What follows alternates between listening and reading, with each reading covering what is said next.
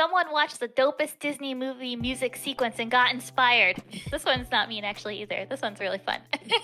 We do hear a lot of this feels like Valheim meets Moana. Main focus was trying to make sure that the game is really broadly appealing and gets away from some of this traditional survival crafting experience where you're trapped on like a desolate, dark, scary island fighting zombies. We were trying to be like, hey, what's it like actually to adventure and survive in a magical world and fight back enemies and bring back life to the world. So that's kind of where our inspiration really truly comes from. But I do really love Moana and I do know the whole soundtrack, so endless potential, but the game is terrible.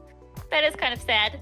I like to reframe this because I think if they're thinking there's endless potential but the game is terrible, that means we have something that they're really excited about, actually. The concept or, you know, the direction or some of the promise that we're wanting to give, and maybe we're just not delivering it right now. But that's the whole reason why we ship the game early and often and try to get feedback, is because we really want to deliver on the experience that people are hoping to get when they play the game. And we'll do our best to make that true. Crafted a torch before a quest and told me I had to craft a second one. Same for the other quests, like cooking meals on the campfire.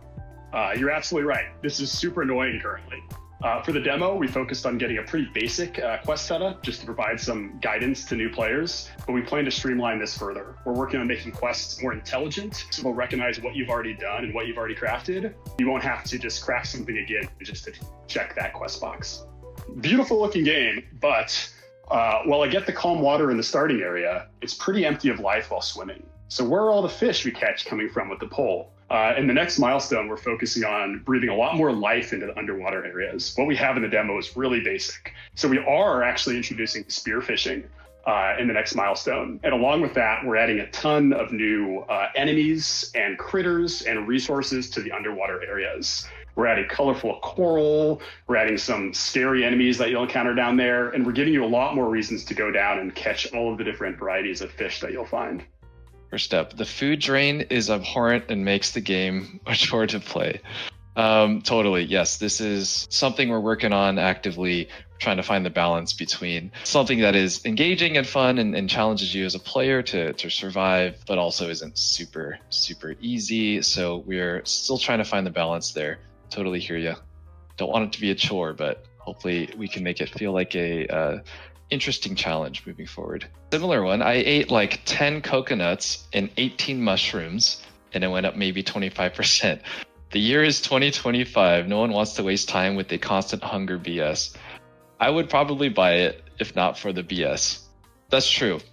I mean, have you ever eaten 18 mushrooms though? You throw 18 mushrooms on a pan and it turns into like a single bite. So, you know, we're going for that ultimate realism angle. No, I'm just kidding. No, there's a lot of tweaking and tuning that we are actively working on. Like I said in the last comment, definitely it's a challenging thing to find the balance, especially because a lot of our systems are work in progress. Our economy is work in progress. So we're always trying to find the balance, and we will definitely keep making changes to make food less annoying. Is this just another survival game that's going to be in alpha forever until the devs take whatever money they can and run? I hope not. But there's this harsh reality, honestly, that even if a small group of people really love the thing that you're making, it's not always enough, even though I would love that for that to be true, because we're people with jobs and we need to make money, just so like we can keep working on the game. And I think a lot of the stories when you see these people like that are in alpha forever and never make updates, probably it's actually they ran out of money. They probably didn't make enough money to keep making the game, or maybe even those teams don't exist anymore. So it's really hard, I think, to understand what each of these games kind of individually, like what's happening behind the scenes. But our goal is not to steal your money. I will promise that. If nothing else, I think we try to be really transparent about what our goal is, which our goal is to make a game where that's like the best way for friends to spend time together. I hope that game will launch and be successful, and people will be able to play it for a really long time, and we'll ship lots of updates. Jumping feels extremely heavy, and no climbing mechanic makes getting to places not very enjoyable.